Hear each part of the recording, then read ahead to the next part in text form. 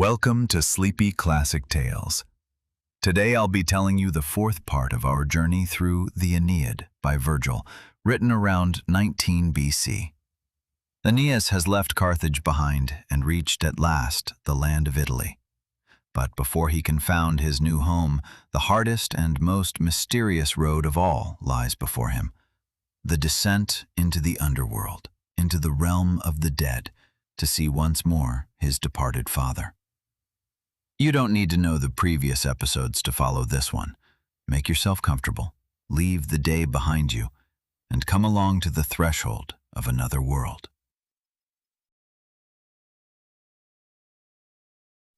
When the Trojans at last reached the coast of Italy, they went ashore at a place called Cumae, where there stood an ancient and venerable sanctuary.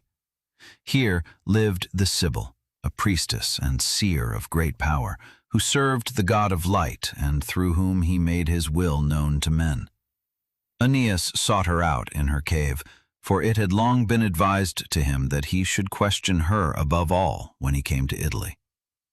He entered the wide grotto, from which many passages led into the rock, and the Sibyl was seized by the deity. Her features changed, her voice altered, and she spoke the words of the god. She prophesied to Aeneas that hard struggles still awaited him in Italy, war and bloodshed before he could settle. Yet he should not lose heart, but pursue his way undeterred. Aeneas heard the dark prophecy with composed courage, for he had learned to bear his fate. But then he laid before the Sibyl his great request. He wished to descend into the underworld, into the realm of the dead, to see there once more his father Anchises, who had died on the long wandering. He implored the seer to show him the way there and to accompany him. The Sibyl answered him gravely. The way down into the underworld was easy, she said, for the gates of the realm of the dead stood open day and night. But to climb up again from there, back to the light, that was the real labor. That succeeded for only very few. If Aeneas nonetheless wished to dare it, he must first fulfill a task.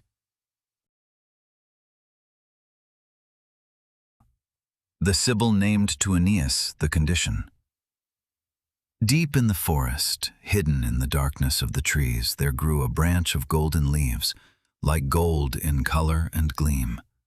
This golden branch was consecrated to the queen of the realm of the dead, and only he who carried it with him as a gift might cross the threshold and descend into the depths. To him, on whom fate looked kindly, the branch would loosen easily from the tree. To him to whom it remained denied, no force could break it off. And one more thing she charged him with. One of his companions lay unburied on the shore without Aeneas knowing of it, and this dead man must first be buried with all honors before he might enter the realm of the dead. Aeneas left the cave full of thoughts. On the shore he did indeed find one of his men dead, an able trumpeter who had dared to defy the gods in a contest and had fallen into the sea. The Trojans raised a pyre for him, gave him the last honors, and heaped up a mound for him, so that his name should live on at that coast. Then Aeneas went into the forest to seek the golden branch, but the forest was wide and dense, and he did not know where to begin. Then his mother Venus sent him a sign. 2 doves flew before him, short stretches again and again, and Aeneas followed them until they settled on a tree. And there, between the dark branches, something shimmered through, a gleam that did not belong to the forest. It was the golden branch.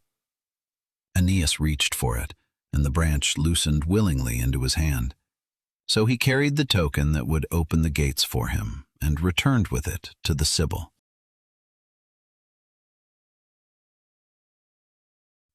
In the night before the descent, Aeneas and the Sibyl brought their offerings to the gods of the underworld, as custom required. They did it at a gloomy place where a deep cave opened, surrounded by dark forests and a black lake. It was a chasm from which a foul vapor rose, so biting that no bird dared to fly across it. As the morning began to gray, the ground suddenly quaked, the forests seemed to stir, and a distant howling rose up from the depths. The Sibyl cried that the goddess was near, and whoever was not consecrated should give way. Then she bade Aeneas draw his sword and follow her, for now he needed all his courage. She strode ahead into the cave, and Aeneas followed her down. They wandered through the darkness, through empty spaces and shadowy expanses, as men walk through a forest by uncertain moonlight. Just behind the entrance there dwelt shapes that had their abode there, all the evils and troubles that afflict mankind. There lived grief and care, sickness and age, fear and hunger, hardship and death, and in their midst sleep and the joyless joys of the soul. Aeneas was terrified when he saw these shapes, and in his dismay he raised his sword against them. But the Sibyl held him back and told him that they were only bodiless shadows, which he could strike with no blade. So they went on and came to the river that encloses the realm of the dead. On the bank crowded an immeasurable multitude of souls, men and women, old men and children, all stretching out their hands and begging for the passage across. But over the water an old ferryman steered his boat, a grim old man with a shaggy beard and glowing eyes, and he took only a few aboard and thrust the others back.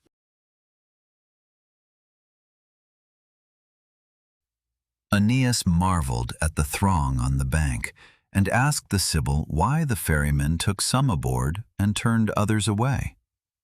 She explained it to him. Whoever wished to cross this river, his body must first have been buried. But the unburied had to wander 100 years on the bank before they were led across. Aeneas heard it with sorrow, for among the waiting he recognized companions who had drowned on the voyage. And then one stepped toward him whose sight cut him to the heart. It was his helmsman, Palinurus, who had gone overboard on the last crossing and drowned. He told how he had drifted for days in the waves and had finally perished on a foreign coast without anyone burying him. He implored Aeneas to help him. The Sibyl comforted him and prophesied that the people of that coast would honor his bones and raise him a tomb that should bear his name forever. This comfort soothed the shade, and he drew back. Then the two stepped up to the ferryman, and old Charon rebuked them in a rough voice. "No living man might set foot in his boat," he cried.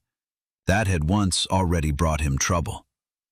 Then the Sibyl raised on high the golden branch, which she had until then kept hidden, and showed it to the ferryman. Scarcely did Charon behold the gleam of the gold when his anger subsided. He fell silent, marveled at the venerable gift, and steered his boat to the bank. He made the other souls draw back and took the two aboard. The boat groaned under the unaccustomed weight of a living body and let in water, but it bore them across. On the far bank, he set them down in the formless mud and gray reeds, and the two stood in the realm of the dead. Beyond the river, a monstrous dog with 3 heads guarded the entrance, and its barking echoed through the whole realm. The Sibyl threw it a cake that she had soaked with a sleeping draught, and the beast devoured it greedily and sank into slumber. So the two passed by it. They strode on, and around them sounded the weeping of souls who had died as children, and the lament of those who had been condemned though innocent. Then they came into a region that was called the Fields of Mourning. Here dwelt those who had perished through their love. Hidden paths led through a myrtle wood, and even in death the care did not release them that had consumed them in life. Aeneas walked through this wood, and there he caught sight, in the half-dark, of a figure whose appearance froze him. It was Dido, the queen of Carthage, and the wound on her breast was still fresh. Aeneas stepped nearer, and tears came to his eyes. Until this moment he had not known with certainty what had become of her. He had seen from the sea the glow of fire over the city and sensed something evil, but only now did the truth stand before him. He spoke to her with a broken voice. Was it true, he asked, that he had been the cause of her death? He swore to her by all that was holy that he had left her shore unwillingly. Not his own will had driven him away, but the command of the gods, which he had not been able to resist. He had never suspected that his departure would cause her such pain. He begged her to stay and not to flee him, for this was the last time that fate would allow him to speak with her. But Dido turned away. She stood there, her eyes fixed on the ground, and her face remained as unmoved as hard stone. Not a word did she answer him, not a glance. And while he was still speaking, she turned away and withdrew from him, back into the shady grove where her first husband awaited her, who returned her love and shared her sorrow. But Aeneas remained behind, shaken, and looked long after her, full of pity for her hard fate. Aeneas tore himself away and followed the Sibyl on. They came into another region in which dwelt the shades of great warriors who had fallen in battle.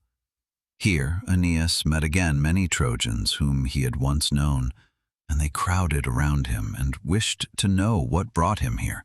He saw Greek shades too, but fear seized them when they beheld the living hero, and they fled away. Among the Trojans he found a son of the old king Priam, who had been cruelly mutilated, and this one told him with a bitter voice how he had perished through treachery in the last night of Troy. Long would Aeneas have spoken with him yet, but the Sibyl urged haste, for the night was short and the way still far. They came to a place where the way forked. The one path led to the right, to the dwellings of the blessed. The other led to the left, to a place of punishment. There, behind a threefold wall, rose a mighty fortress, girded by a rushing river of fire, and from within it came groaning, the clanking of chains and blows. Aeneas stopped, terrified, and asked what happened there. The Sibyl explained it to him, for no pure soul was permitted to enter. In this fortress, she said, those atoned who had loaded heavy guilt upon themselves in life. There were men who had hated and betrayed their kin, who had hoarded their wealth for themselves alone and begrudged their own anything, who had sold justice and bent laws according to favor. Each of them received the punishment that belonged to his deed, and no tongue could enumerate all the forms of this atonement. Aeneas heard it with a shudder. Then they turned toward the other direction, and the Sibyl bade him lay down the golden branch at the gate that led to the dwellings of the blessed, as custom required.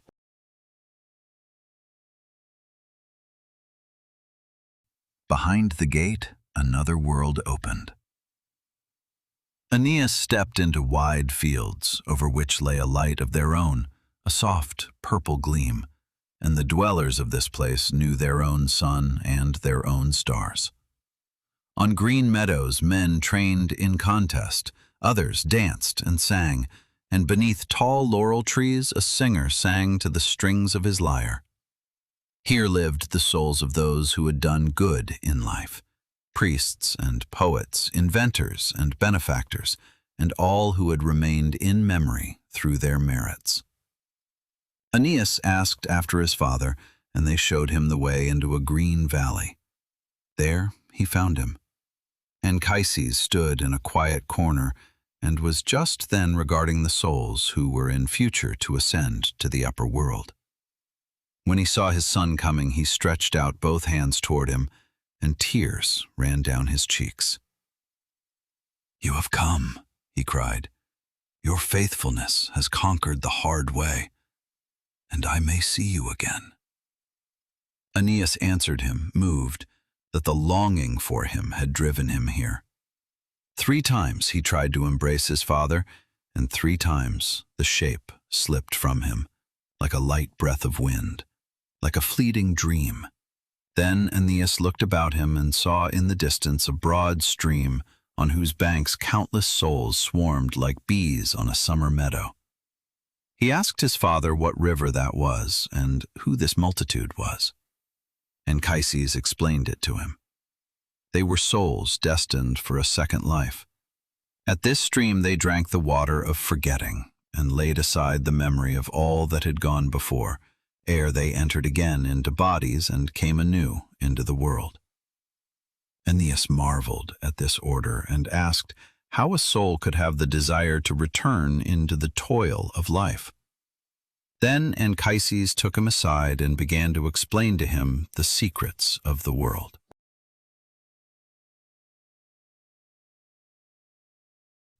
Anchises led his son onto a rise from which they could survey the long row of waiting souls, and began to speak. A divine spirit, he said, pervaded the whole world, the heavens, the earth, and the sea, and from it came the life of all beings.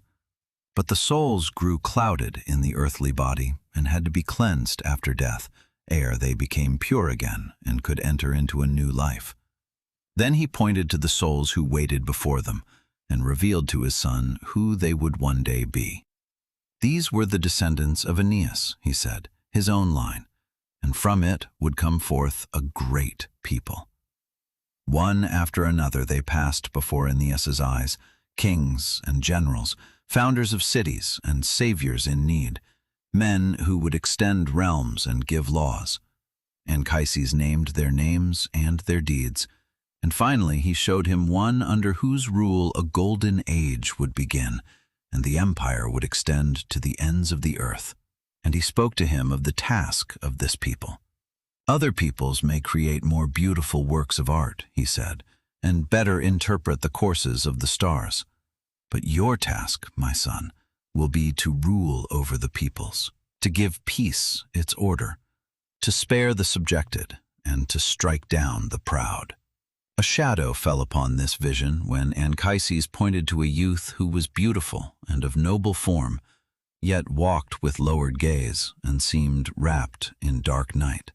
For him, he said sadly, men would one day mourn bitterly, for fate would show him to the people only briefly and take him away early. So Anchises filled his son's heart with the image of a future greatness and kindled in him the love of the glory that was to come. He instructed him further in all that lay before him, in the wars he would have to wage, and in the way he might endure each hardship or evade it. Then he escorted him and the Sibyl to the exit, and Aeneas returned to the light, to his ships and to his companions.